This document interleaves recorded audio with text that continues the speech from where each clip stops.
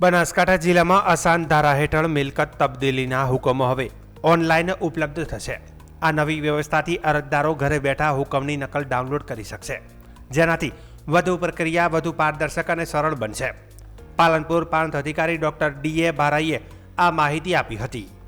જિલ્લામાં અમલમાં આસાન ધારાનો મુખ્ય હેતુ સંવેદનશીલ વિસ્તારોમાં મિલકતોની તબદીલી કાયદેસર અને પારદર્શક રીતે થાય તે સુનિશ્ચિત કરવાનો છે। આ કાયદો કોઈપણ પ્રકારના દબાણ, લાલચ, છેતરપિંડી અથવા સામાજિક અસંતુલનની પરિસ્થિતિને અટકાવવામાં મદદરૂપ થાય છે। નિયત વિસ્તારોમાં મિલકતની ખરીદી વેચાણ પહેલા પાલનપુર પ્રાંત અધિકારીની પૂર્વ મંજૂરી મેળવવી ફરજિયાત છે। રાજ્ય સરકારની સૂચના મુજબ પાલનપુર શહેરમાં આસાન ધારો અમલમાં છે।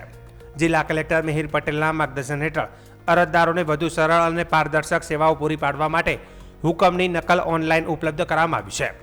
અરજદારો હવે કલેક્ટર banaskanhtha.gujarat.government.in વેબસાઇટ પરથી પોતાની અરજીના હુકમની નકલ મેળવી અને ડાઉનલોડ કરી શકશે। બનાસકાંઠા જિલ્લા વહીવટીતંત્રના હકારાત્મક અને જનકેન્દ્રિત અભિગમના પરિણામે આસાન ધારા હેઠળની અરજીઓનો સમયસર નિકાલ થઈ રહ્યો છે।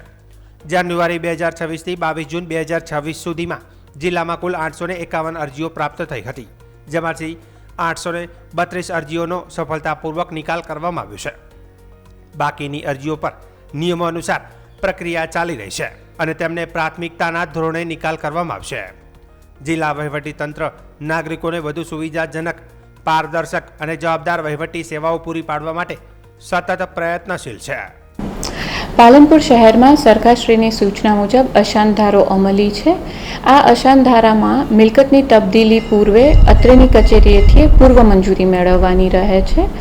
એ પ્રક્રિયા ઝડપી, શક્યતઃ 2 થી 3 દિવસમાં આપને પૂર્વ મંજૂરી મળી જાય તે હેતુથી માનનીય કલેક્ટર સાહેબના માર્ગદર્શન હેઠળ આપણે આ પ્રક્રિયા આપણી સરકારી વેબસાઇટ કલેક્ટોરેટ banaskanhtha.gujarat.gov.in પર ઓનલાઈન કરેલી છે, જેના આધારે અરજદારો એમની પૂર્વ મંજૂરી ઘેર બેઠા ઓનલાઈન જોઈ શકશે।